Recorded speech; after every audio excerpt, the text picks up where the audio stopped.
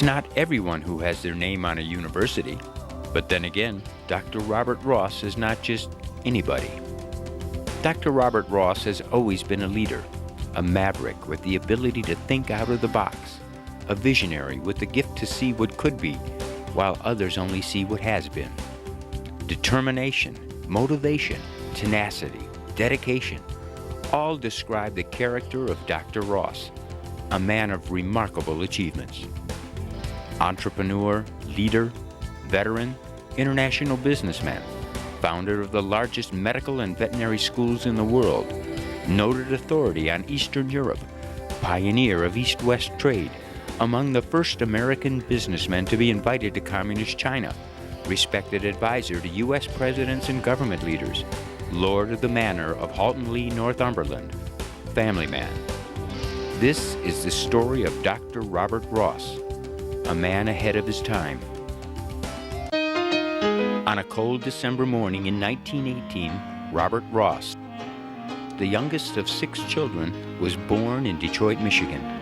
His parents, Nathan Rosen and Minnie Pollinger, had both immigrated from Iași, Romania to New York, where they married and had their first 5 children: Joseph, Anne, Faye, Nathalie, and Ida, before moving to Detroit and starting a painting contractor business. When Robert Ross was only 8, his father died suddenly. To help his mothers and sisters support the family, Robert woke every morning at 4 a.m. to deliver newspapers. By the time he was 15, his drive to succeed helped him build one of the largest paper routes in the Detroit area, and ultimately winning him a trip to New York on the newspaper's private airplane to attend the World Series. During the Great Depression, Ross was netting over $100 a week, 4 times the average U.S. adult weekly salary in 1933. After his 1936 high school graduation, his brother-in-law Dick Robiner persuaded Ross to join him in the wholesale pharmaceuticals business. Dissatisfied with his meager salary of $15 a week, Ross supplemented his pay by selling over-the-counter drugs and other items to grocery stores, something few salesmen had done before then. After concluding that there was little future for him in wholesale drugs, Ross enrolled at the University of Michigan, Ann Arbor, but quickly decided that to succeed in business, you must be in business. So he engaged in various entrepreneurial pursuits, always seeking the next opportunity in an attempt to fulfill his dreams of success. In 1941, at 23, Ross married Bernice Barrett, and they had 2 daughters, Nancy and Carol.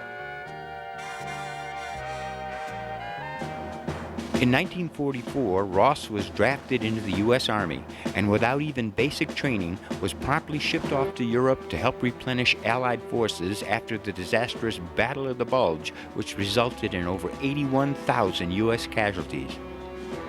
Ross still recalls that when he first stepped off the train, casualties and death were all around him. Smoldering vehicles and tanks were everywhere, and the air was thick with the awful stench of war. Ross, a rifleman, luckily survived 2 major Allied campaigns without injury. He was in combat many times, including the Battle of Kassel.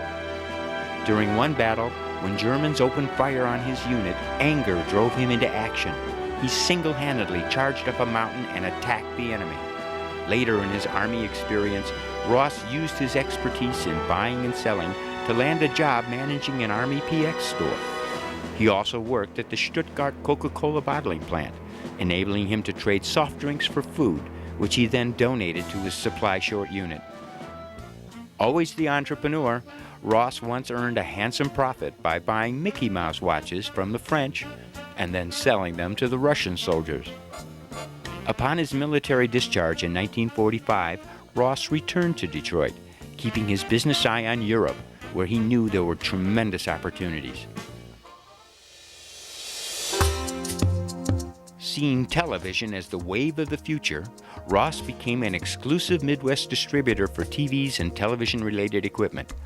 A born salesman, Ross persuaded bar owners to buy inexpensive 7-inch sets to attract customers interested in watching sports broadcasts.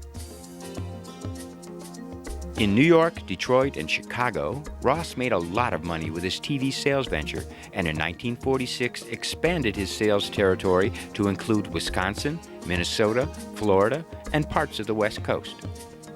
In 1948, Ross went to New York to supply Dumont, a television network and TV manufacturer, with electron tubes, which were in short supply and difficult to obtain. Ross found an ample quantity at an Army surplus store, and before long he added RCA, General Electric, and Sylvania to his client list. Ross and Bernice grew apart, divorced, and in 1950 he married his second wife, Greta Zajac, in New York, and they had 2 sons, Brian in 1951 and Warren in 1954. In 1959, Ross started a transistor company, which would grow to become the nation's 3rd largest manufacturer of semiconductors, selling wholesale to American and European clients.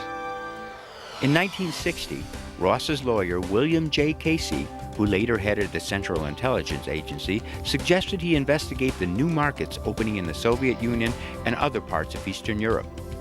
Having problems keeping up with technological advances, Ross closed his transistor factory and took Casey's advice. Ross traveled to Moscow to help President Nixon open trade with Russia. He made the rounds in Moscow decked out in a cashmere coat, Homburg, and a long, never-smoked cigar as a prop. They couldn't always remember his name, but they could always remember the tall, white-haired man with the big cigar.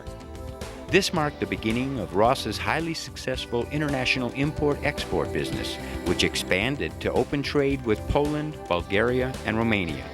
His company, Eastern Europe Inc., at one time a $100 million a year operation, imported, exported, and traded in many commodities, including petroleum, petrochemicals, coal, steel, cement, and developed a barter system that traded lumber for tennis shoes, wheat for fax machines, and steel for jeans.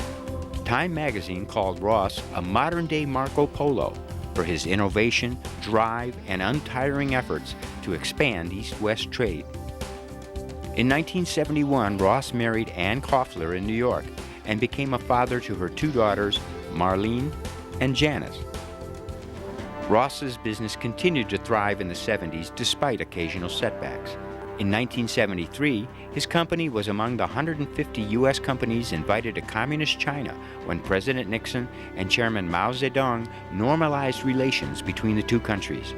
Ross's business dealings with China included sales of 50,000 tons of fertilizer and the founding of several other international companies. In 1976, Ross heard that a staff member's son could not get into any U.S. medical school due to the unfair restrictive quotas on student admittance. Aware of the growing national shortage of medical professionals, Ross decided to start an offshore medical school.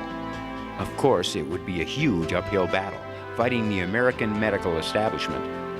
But Dr. Ross had been fighting uphill battles all his life. He was no stranger to challenges. He viewed them as opportunities. So in 1979, with the help of accomplished medical experts and deans of U.S. medical schools, he founded Ross University on the Caribbean island of Dominica. The school started with a handful of faculty, 12 students, and was run out of a small hotel called the Castaways. Today, Ross University is considered to be the largest medical school in the world, with over 3,000 students attending, and a state-of-the-art campus that surpasses most U.S. medical schools.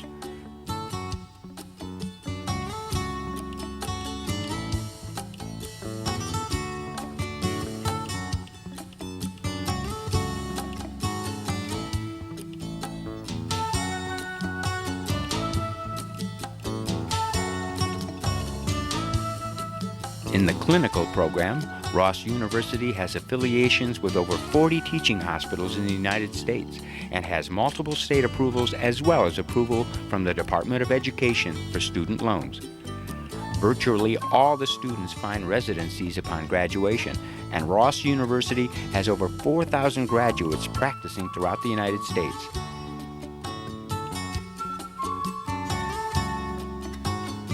Each year, hundreds of thousands of patients are treated by Ross graduates. Think of how many people Ross has touched or helped in his lifetime, from the student that dreamed of becoming a physician to the patient that needed quality care. Without his drive, determination, and leadership, Ross University would never have been. In 1982, Dr. Ross opened another educational institution, the Ross University School of Veterinary Medicine on the Caribbean island of St. Kitts. It offers an educational program equal in scope and quality to the best U.S. veterinary education programs, and is the only foreign school that has affiliations with over 16 of the 27 U.S. veterinary schools. The campus is state-of-the-art, and it is considered the largest veterinary school in the world. Also in 1982, Ross received a Doctorate of Humanities degree from the Southern School of Optometry in Memphis, Tennessee. In 1992, on a trip to China, Ross, the eternal entrepreneur, found another good idea ripe for opportunity. He bought the patent for a Chinese herbal anti-snoring nasal spray that was very effective. At his wife Ann's suggestion, he called it Y-Snore and marketed it through his Eastern Europe Inc. trading company. Well, you got it from the Chinese, yes? Right. And it's a spray or nose drops that it's composed of, you said yams? Yam, ginger root? and ginger root, and a few other products, which are all listed in the homeopathic pharmacopoeia, which makes this a homeopathic product. Okay. And of course, every time you get into a social discussions with anyone, and you mention about, we have a product that curtails or diminishes snoring, their eyes light up like a firecracker. They say, oh my God, my husband, my boyfriend, my husband, and so forth and so on. Can I buy one? Can I borrow one? Will you sell me one? So Dr. Ross, who brought Y-Snore to this country from the Far East, thank you for being with us. And, Thank you. Sold at Eckerd Drugs, Winn-Dixie, Rite Aid, and other stores around the country, this successful product took off, and sales now average $350,000 a month. Ross was never able to resist a good opportunity. So upon learning that the British House of Lords sometimes auctions off royal titles, he purchased one for himself, Lord of the Manor of Halton Lee, Northumberland, a title dating back to 1485, before Henry VIII. Some of Ross's friends had suggested he buy it because he'd always get a good table at restaurants. Ross could always sense when new or improved products could fill a need. So when his wife Ann mentioned that she had to buy new nylons every week, he investigated the women's hosiery market and found that the existing no-run nylons were too thick.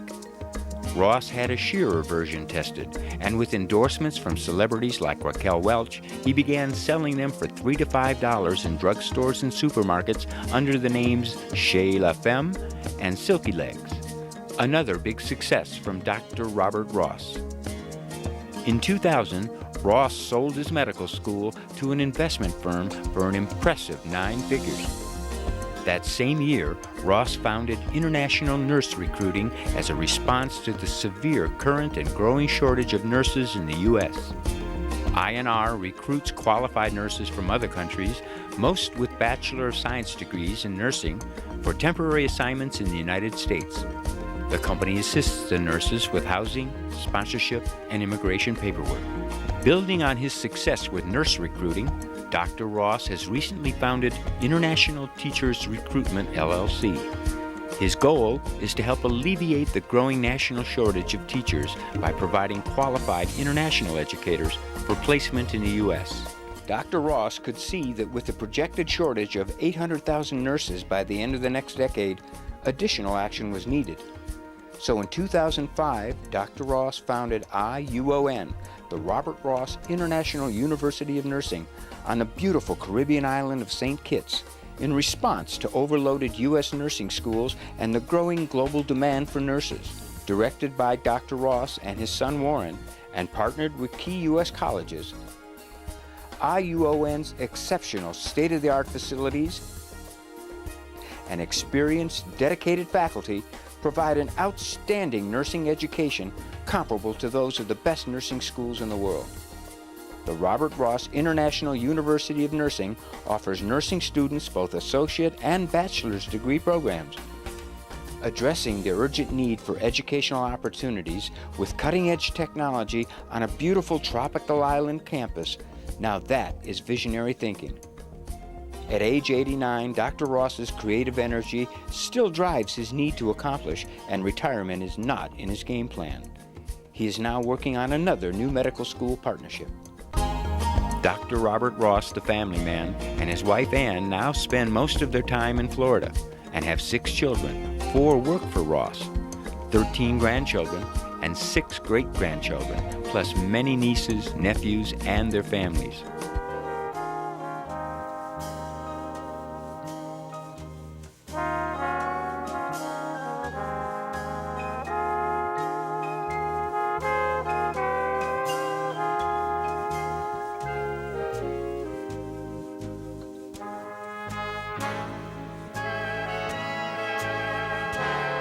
Ross has spent as much time as he could with his family.